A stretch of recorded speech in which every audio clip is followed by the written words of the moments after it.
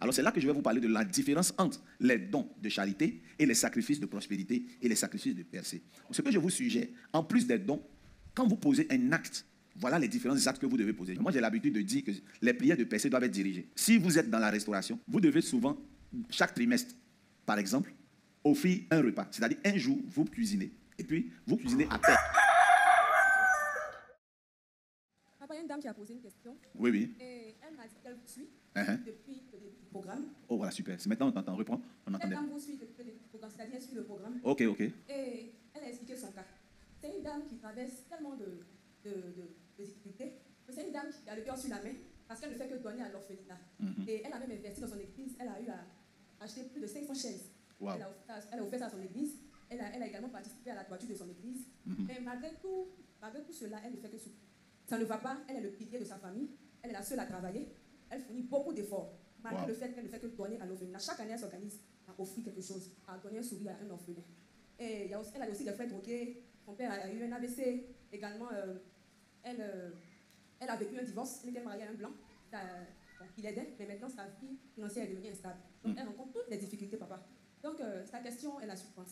Est-ce que, parce que vous avez dit une fois que, elle vous a suivi, et vous avez dit une fois que le fait de donner à l'orphelinat, attire la bénédiction de Dieu sur nos vies. Donc, dans son cas-là, est-ce que... Pourquoi elle ne voit pas un shift, malgré tout ce qu'elle a fait? Effectivement, papa. Elle paye sa dîme. Elle paye sa dîme, évidemment, papa. Et elle a même fait poser des actes. Ouh là là. Pose des actes. Ça, ce sont des... Est-ce que vous pensez que ce sont des cas isolés à l'église? Ce ne sont pas des cas rares. Il y a beaucoup de personnes qui traversent cette situation. C'est une très bonne question. J'aime. Et je vais prendre le soin de répondre à la sœur. Je vais prendre le soin. Que Dieu soit béni.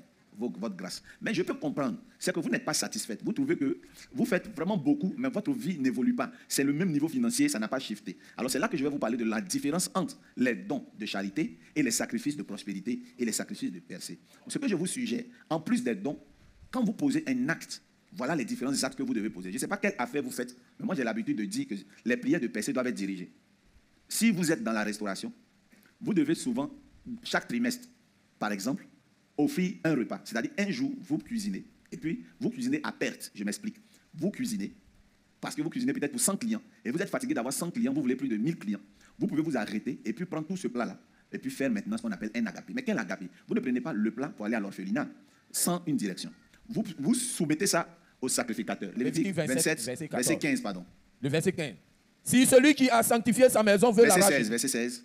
Si quelqu'un sanctifie à l'Éternel un champ de sa propriété. Amen. Donc, avant, on ne disait pas entreprise, on dit champ. On ne dit pas société. Donc, si quelqu'un, on va prendre le verset 14.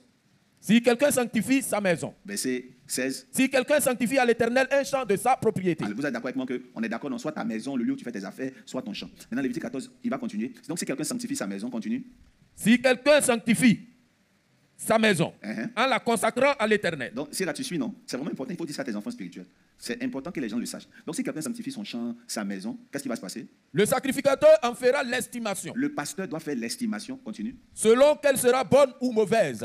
Qu'elle soit bonne ou mauvaise, c'est le pasteur qui fait l'estimation de ce que vaut ta maison et ton entreprise. Continue. Et l'on s'en tiendra à l'estimation du sacrificateur. Et l'on s'en tiendra à l'estimation du sacrificateur. Et puis bon, la suite, vous pouvez le lire à la maison. Verset 16. Donc tu suis ainsi là. Les autres pasteurs suivent aussi. Elle n'est pas le seul si quelqu'un sanctifie à l'Éternel un champ de sa propriété. Donc dis avec moi un champ.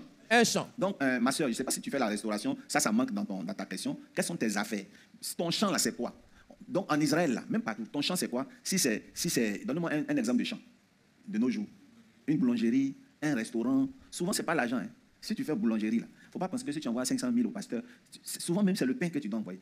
Même si tu envoies 100 000 francs, là, tu dois ajouter au moins 10 pains chauds, croissants. En tout cas, tout ce que tu vends dans ton coin, là, tu dois envoyer. Il doit faire une estimation. Et donc, quand tu veux faire ton champ, ils disent quoi? On dit quoi? La Bible dit quoi? Ton estimation sera en rapport. Voilà, donc l'estimation sera en rapport avec quoi? La quantité de semences. Parce que tu vas préparer Abel et Caïn leur sacrifice. Vas-y. La quantité de semences. 50 cycles d'argent. 50 cycles d'argent. Pour un homère de semences d'orge. Donc, il faut faire quoi? Il faut faire une estimation. Soit l'estimation là, soit tu envoies. Si c'est que tu as, tu peux l'envoyer. En nature, tu l'envoies. Maintenant, si tu veux le transformer en espèces, on calcule la valeur et on fait l'offrande. Je dis quoi?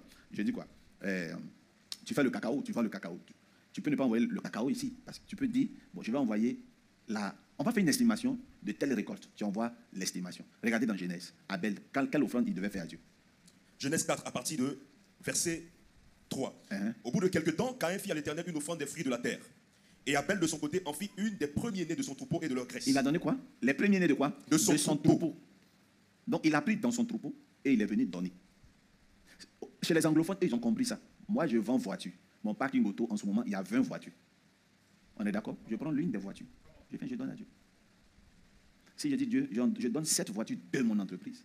C'est le prophète qui doit faire l'estimation. Et même quand un prophète n'a pas donné l'estimation, voici une règle. J'ai vu que ça fonctionne beaucoup plus. Si je vends des bijoux, même si je vais faire une offrande, je vais ajouter dans cette offrande, même si je fais ça en argent, je vais mettre dans cette offrande un coffret de bijoux que je vends. Comme ça, je dis, ah tiens, tenez, c'est ce que je vends, mon père. Et puis le père, il regarde, tac, son œil peut s'ouvrir, ou il peut sauver quelque chose, ou il peut lancer une bénédiction, et les affaires marchent. Donc, répétez avec moi, sacrifice dirigé. Donc, il faut que la prière soit vraiment dirigée. Donc, comme il a lu là, tout à l'heure, on dit on doit faire l'estimation des sémences. Donc, si tu fais un restaurant, une fois, j'ai une de mes filles qui a fait ça, mais elle a shifté. Elle a vraiment shifté à Milan. Quand elle a débuté son restaurant, elle ne comprenait pas. Les démarches même pour pouvoir avoir son agrément qui était bloqué, tout s'est décanté. Pourquoi? Parce que tout ce qu'elle faisait en ligne, un jour elle est venue, on a fini, j'étais là-bas en Italie, j'ai fait un culte. Après le culte, on dit il y a une dame qui offre un repas.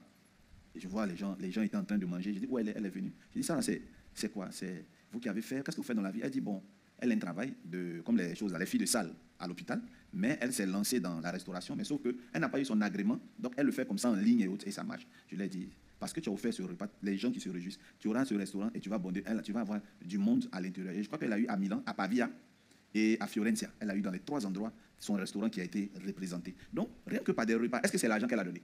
Elle n'a pas donné l'argent, elle a donné la nourriture qui correspond à son travail. Donc voilà la folie de la foi. Il faut respecter certains principes. Donc c'est ce que je peux dire à la sœur, je ne sais pas si je me suis bien expliqué, c'est qu'il y a des choses que nous posons qui nous reviennent toujours sous forme d'une bénédiction. Et même si ce n'est pas nous, ce sont nos fils et nos enfants qui vont sortir de l'eau des bars. Tout le bien que nous faisons là, hein, Dieu va faire grâce à vos enfants.